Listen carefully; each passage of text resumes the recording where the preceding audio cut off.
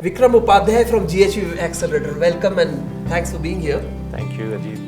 Vikram, in continuing my discussion with several people around angel investing, one of the things that becomes obvious is that it would be really nice if angel investors or the very act of angel investing could accelerate the growth of the company. You are an angel investor and you also run one of the most prominent accelerators in the country. So this entire discussion is going to revolve around that. Since we participate in the early stages, and let's start from the point where the decision to invest has been made. What would you as an angel investor or an accelerator do to literally accelerate the company? Okay, so, well, this is something very close to my heart at this point. Taking a step back, how this all journey started at my end, angel and then the acceleration, there are a few more things coming up in the pipeline. So, if we look at the Indian startup ecosystem versus the Western Silicon Valley, we are quite nascent still. And when I started participating in the Indian startup ecosystem, that was way back in 2006, almost 10 years back. At that time, people were learning how to write the spelling of entrepreneurship and learning how to pronounce entrepreneurship. And I was studying the Western ecosystem, sitting in Tokyo. So the first step is like definitely family, friends, along with the angels or followed by the angels. In India, being the last one to enter in the global arena for the startup, we were missing a lot of components. And I identified there has to be a way where we can move faster and be ahead of rest of the world in the shortest time. I'm talking about 2006 thought process. Fast forward, I moved back from Tokyo after staying for 16 years in India, and I realized there has to be a value chain, those who are making this as a day job as investors, whether as an angels or a VC. I had two choices to pick one. The two choices were either you become a VC and don't care about the angels and the accelerators and the incubators because that's their job, and you pick the best filtered startups. That was not solving the purpose, so I declined that option within myself. The second option was build a value chain bottom up. So the first one was top down and the second is the bottom up. Coming with the experience and expertise from Japan, I picked up the second one, that is bottom up. And that is a value chain starting with the angel side of it, which I was doing as an angel. Engaged with a lot of angels in the country, marquee investors, and then we helped in building one of the best incubators of Indian Angel Network. I realized if someone can create a complete value chain starting from angel investing and then incubating in the incubator, post incubation taking them to the acceleration, because acceleration is after incubation. And once the acceleration starts, then there's an overlap of the institutional investors, the VCs come and then the PE come.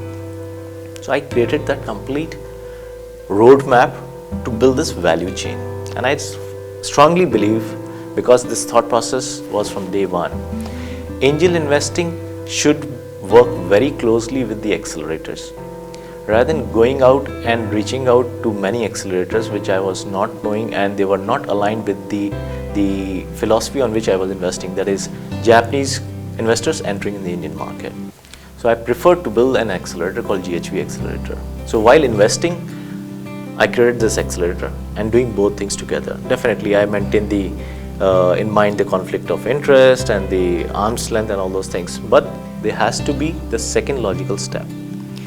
So accelerator is very important for those angels or those startups who were incubated post angel funding. What is required in acceleration? Acceleration needs three things. One is the proof of concept has to be tested in different geographies, different customer base, and then try to see how the scalable model which they propose to the investors is performing. That is very critical. And then reaching out, building a visibility in the market as a brand recall at an early stage. That's the core three components on which the acceleration should move around. So that's what we are doing is through GHV Accelerator. We pick up post-incubated startups. There's another data which I came across while building this accelerator and the value chain. 99% incubated startups, self or by the incubators, were non-fundable. Take my words, non-fundable. Not fundable is a different approach. They were non-fundable. When you say non-fundable, do you mean the business plans were intrinsically not fundable, or the way they had run the businesses they were not Overall, some of them, like business plans, were not making sense. The team was not making sense versus what they are trying to do it, and the mix and match of it. They were non-fundable. Hence, there were a lot of stress going around. I'm talking about early 2010, 11 sort of time frame. So, if we can build a value chain where the angel network is there, then the incubators are there, and they are working very closely with the accelerators, and you enter and you have a complete funnel with you. Now, acceleration job is to take them to the next logical step, institutional investments. That's what GHV Accelerator brings, the expertise. What we are doing differently and uniquely, that's what we teach to the entrepreneurs, we have to practice at our end. So we are differently positioned in terms of the geography. It's a cross-border acceleration addressing two problem statements. Non-fundable, I told you. The second problem which we are trying to address is the Japanese companies struggling to enter in the Indian market at the startup ecosystem level.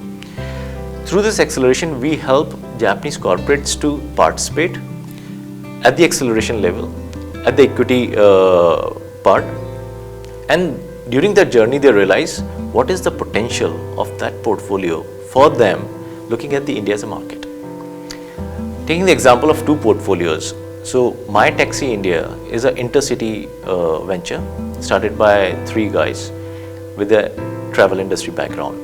They were struggling to raise seed capital, which we did. But what we help them to understand and realign is building a differentiator. That the time when we invested was the same month when Ola was funded. Uber was very aggressive, and SoftBank announced the aggressive plan in India. That was the same month we invested. We gave them a business matrix which helped them to build a differentiator, and that was none of the travel operators at that point were having the GDS, Global Distribution System. So today, if you book a flight, you came from Mumbai, do you have the option at the portal to book a cab also? There was none at that point. So what they did, they created a GDS, a Global Distribution System, which is now plugged in with most of the travel portals like MakeMyTrips, SpiceJet, and all of them. How they were able to do it? They created the blueprint, but they were not having the know-how. So the Japan's biggest taxi company, Nihon Kotsu, invested in them. Okay. And that know-how came. So that's a real acceleration kind of thing. Okay, so I have just one last question for you. See, the very concept of acceleration, I think, is extremely important. But should that be ingrained at all stages, like at the entrepreneur level, at the angel level, and at the VC level, and thereby not needing an accelerator as an institution itself? As in, should acceleration be embedded into all stages of the ecosystem? Or do you think there is a role for separate institutions, such as yourself, to run an accelerator? So the answer is yes, we need an institution, because the reference point, unfortunately in India, is based on the physical presence of something. There is a saying that if there is something in virtual, people don't believe in that other than God. You have to physically have some existence around it. Ideally, what you are saying should be the way, but it's not been appreciated, accepted, and practiced in India. So hence, I believe in putting a acceleration program with a physical presence as an institution. That's what we did as GHV Accelerator. But at the same time, working very closely with the VCs, with the entrepreneurs, and the ecosystem. And today, we are working with everyone in the ecosystem. Right. So, viewers, it becomes quite obvious in talking to Vikram that he is extremely passionate about working not just with early stage entrepreneurs, but focusing on the acceleration bit of it. That gives us a very good food for thought, because I believe that if you are a participant in the space, either as an entrepreneur or an early stage investor, that should be a mantra that all of us follow.